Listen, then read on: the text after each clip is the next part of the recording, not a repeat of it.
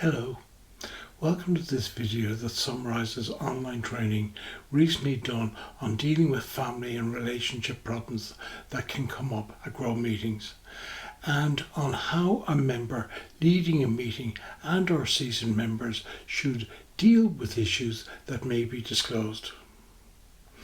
A special thanks to Alex O'Halloran, who proposed most of the content and who co-delivered this training with me. Thanks, Alex. The slide currently on screen lists some of the problems that may present.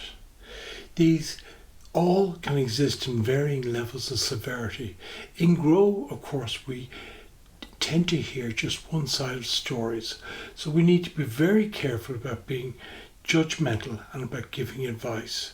We're a peer support group and we should resist offering advice or judging. It is critical, however, to understand that family and relationship problems are readily complicated by different factors and sometimes by a combination of factors. Abuse and control is often done in subtle and surreptitious ways.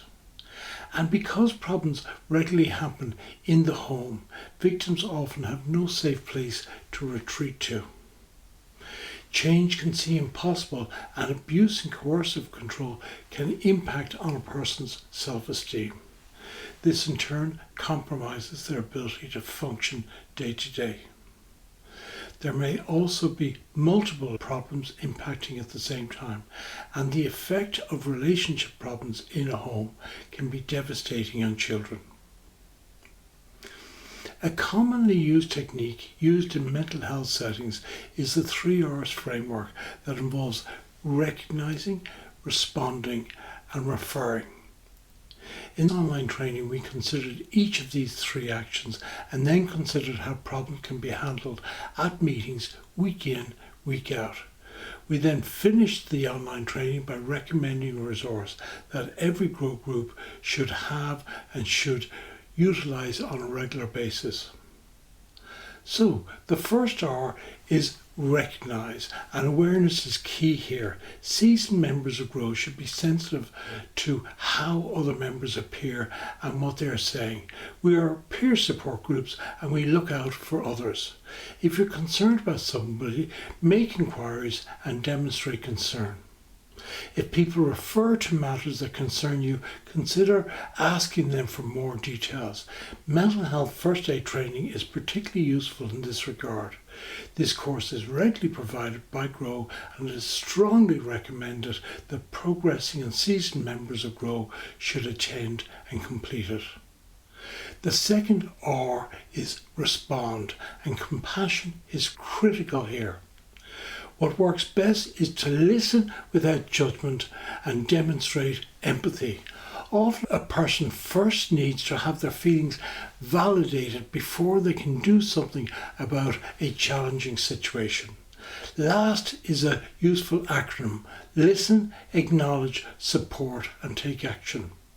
People disclosing serious family and personal relationship problems at a Grow meeting create challenges for the leader of the meeting and for seasoned members. The person needs to be listened to and needs to be provided with understanding and support.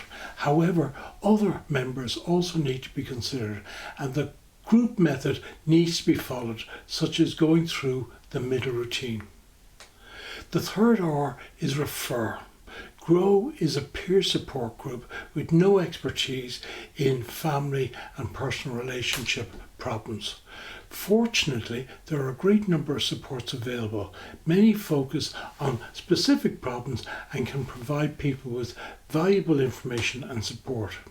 When it comes to supporting people with family and personal relationship problems, we can familiarize ourselves with what supports exist and ideally the ones that are most appropriate.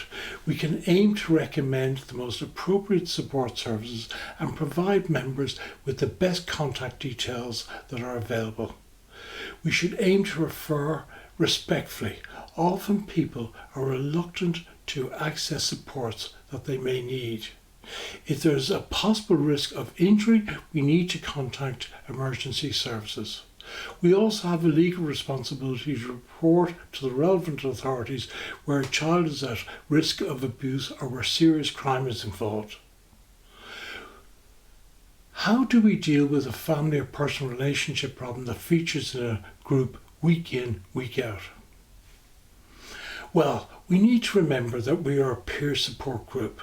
We want to support the person impacted, but we must balance the time and care that we give this person with what we need to give to others in the group.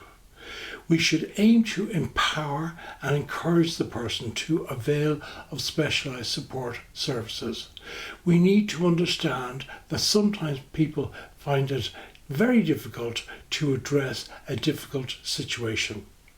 And we need to be aware that often situations change and can both further disimprove and sometimes improve.